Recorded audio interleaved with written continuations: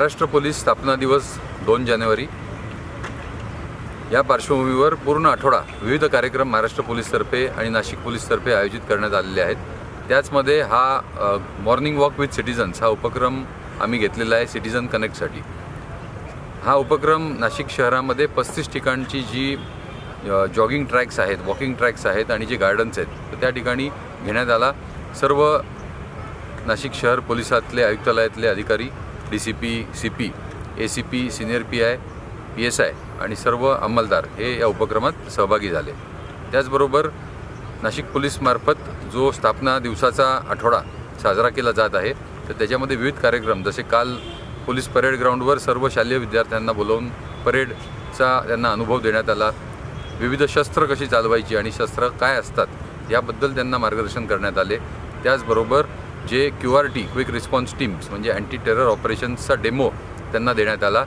जे bomb disposal squads आहेत, bomb detection and disposal dog squads आहेत त्याचा डेमो त्यांना देण्यात आला।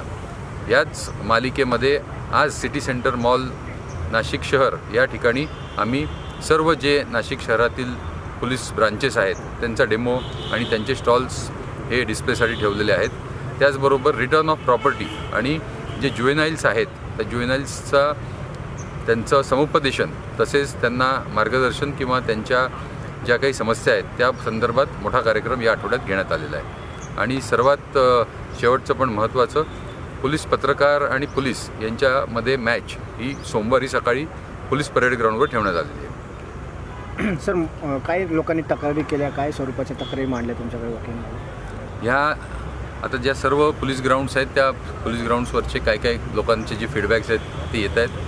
काही ठिकाणचे जे फीडबॅक्स आहेत तर काही ठिकाणी जे गार्डनमध्ये जे मुलं मुली बसतात तर त्या संदर्भातील काही तक्रारी होत्या। विशेष करून रात्री 10 नंतर गस्त वाढवण्यासंदर्भातील काही तक्रारी होत्या। काही तक्रारी बुरट्या चोऱ्या होतात या ठिकाणी त्या संदर्भात होत्या।